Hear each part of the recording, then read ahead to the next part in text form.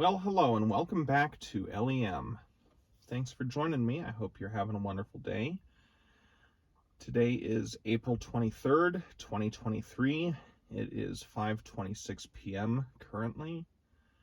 And I know it's been about 3 weeks since I've given an update, so I figured I would let everyone know what's going on and kind of give you an idea of what's on my mind. So today I am here at beautiful Belmar Lake Park, and it's very picturesque here. Really like it a lot. This has been my first time back here since we've moved, and we're finally starting to get settled in, so figured finally maybe have a chance to relax a little bit, which is nice. So as for what's on my mind, Mr. Annoy Motors has been here recently and picked up a whole bunch more of my old Apple stuff, which is going to be heading to VCF Midwest here in September. I'm looking forward to seeing you there if you can make it. Going to have roughly 160 old Macs and Apple machines to sell, plus various accessories and software and odds and ends. So looking forward to seeing you there. And I've been trying to, just kind of wrap my head around the state of the retro computing community these days. It has really blown up to the nth degree compared to where it was when I was really getting into computers when I was young. I got my first Mac when I was 9, back in 1997. Fell in love with the platform in the fall of 96, thanks to a school teacher. And getting a computer back then was something of it was no small feat for a family that didn't have much. My folks bought me my first Mac 2CX in 1997, and they paid, I believe, $400 for it.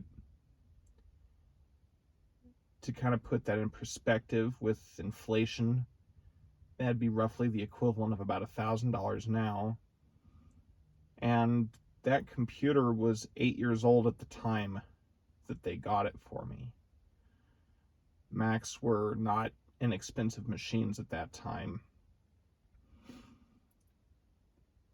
Within a few years, however, values of those older machines really fell through the floor, and I made connections with people, was given more of those old machines than I can count, and bought a bunch of them for $5 a piece here and there.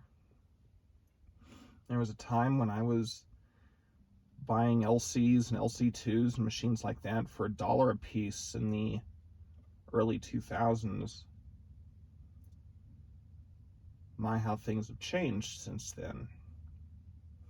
I've been looking at values of these old machines, and my mind is really just overwhelmed with how much these things are apparently worth.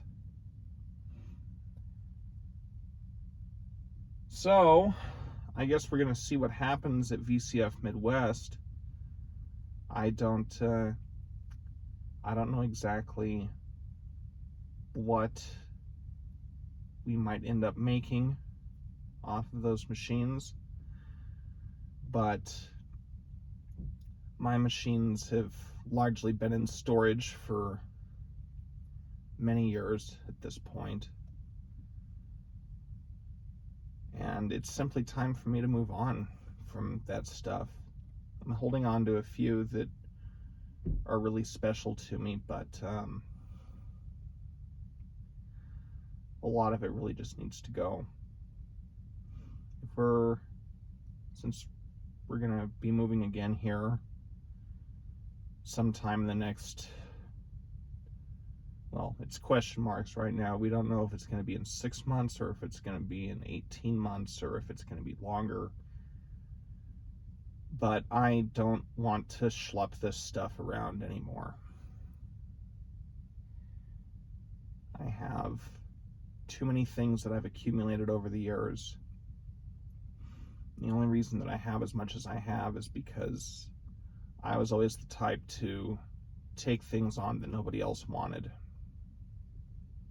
And believe it or not, there was a time that to me doesn't feel like all that long ago when nobody cared about old Apple stuff from the 80s and the 90s. It was just stuff that really just got given away, sold for very cheap, or in many cases just thrown away. So I'm glad that I saved it, if for no other reason than I'm able to get it into the hands of what appears to be a fairly large following of people who really admire this stuff and want to make use of it and want to bring it back to its former glory. People that will appreciate it for what it is.